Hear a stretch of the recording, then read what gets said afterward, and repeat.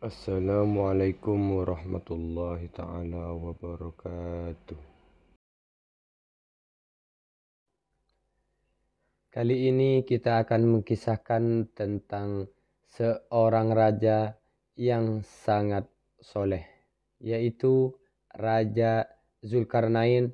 Adalah raja muslim yang sangat berkuasa dan juga saleh. Ia mendapat julukan Iskandar Zulkarnain. Zul yang artinya memiliki, Karnain artinya dua tanduk. Maksudnya Iskandar yang memiliki kekuasaan antara timur dan barat. Ibnu Katsir menjelaskan Zulkarnain adalah nama gelar atau julukan seorang panglima penakluk sekaligus raja soleh. Karena kesalehannya, ia selalu mengajak manusia untuk menyembah Allah, namun mereka ingkar. Kitab Jami' al-Bayan fi Tafsir Al-Quran karangan Syekh Al-Aiji Asy-Syafi'i, dalam kitab tersebut disebutkan Zulkarnain adalah seorang hamba yang taat kepada Allah dan mengajak kaumnya menyembah Allah. Lalu mereka memukul tanduknya yang kanan hingga mati. Kemudian Allah menghidupkannya lagi dan dia kembali mengajak kaumnya mengesahkan Allah, tetapi mereka malah memukul tanduknya yang kiri hingga mati. Lalu Allah SWT menghidupkannya kembali dan menganugerahinya kekuasaan yang tak tertandingi.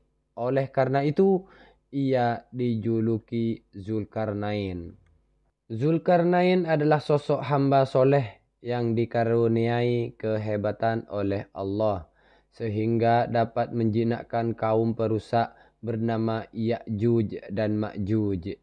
Beliau seorang raja sekaligus penggembara yang mampu mencapai timur dan barat. Kisahnya diabadikan dalam Al-Quran. Sebagian ahli tafsir menyebut beliau adalah seorang nabi. Sebagian lain mengatakan hamba yang soleh yang memiliki kerajaan. Zulkarnain dijuluki dia yang bertanduk dua. Beliaulah sosok pemimpin hebat dan adil yang membuat tembok pemisah antara Ya'juj dan Ma'juj dari penyerang orang yang di barat. Dikutip dari tafsir surah Al-Kahfi yang menceritakan kisah Zulkarnain. Surah Al-Kahfi ayat 83 sampai 101. Mereka akan bertanya kepadamu Muhammad tentang Zulkarnain. Katakanlah, aku akan bacakan kepadamu kisah tentangnya. Sesungguhnya kami telah memberi kekuasaan kepadanya di muka bumi, dan kami telah memberikan kepadanya jalan untuk mencapai segala sesuatu. Maka dia pun menempuh suatu jalan ketika dia telah sampai tempat terbenam matahari. Dia melihat matahari terbenam di dalam laut yang berlumpur hitam, dan dia mendapati di situ segolongan umat. Kami berkata, "Hai Zulkarnain, kamu boleh menyiksa atau boleh berbuat kebaikan terhadap mereka." Zulkarnain berkata, "Adapun orang yang teraniaya, kami akan mengazabnya, kemudian dia dikembalikan kepada Rabb-Nya. Lalu dia mengazabnya dengan azab yang tidak ada taranya. Adapun orang-orang yang beriman dan beramal soleh, maka baginya pahala yang terbaik sebagai balasan, dan akan kami titahkan kepadanya perintah yang mudah dari perintah-perintah kami." Al-Kahfi ayat 83 sampai 88. Kemudian dia menempuh suatu jalan hingga ketika dia sampai di tempat terbit matahari, didapatinya matahari bersinar di atas suatu kaum yang tidak kami buatkan suatu pelindung bagi mereka dari cahaya matahari itu.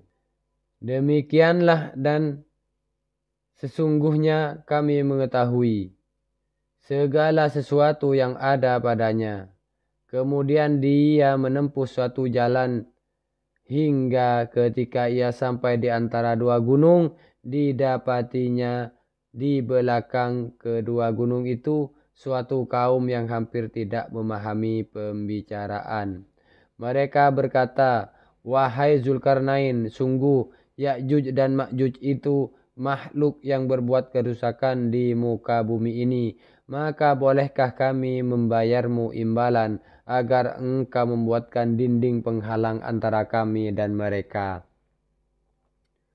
Al-Kahfi surat 89 sampai 94. Zulkarnain berkata, "Apa yang telah dianugerahkan Tuhan kepadaku lebih baik daripada imbalanmu. Maka bantulah aku dengan kekuatan agar aku dapat membuatkan dinding penghalang antara kamu dan mereka. Berilah aku potong-potongan besi, hingga ketika potongan besi itu telah terpasang sama rata dengan kedua puncak gunung itu, berilah aku api yang membara, yang mendidih, agar kutuangkan ke atasnya besi panas itu. Maka mereka, Ya'juj dan Ma'juj, tidak dapat mendekatinya dan tidak dapat pula melubanginya." Kemudian Zulkarnain berkata, "Dinding ini adalah rahmat dari Tuhanku, maka apabila janji Tuhanku sudah datang, dia akan menghancur luluhkannya.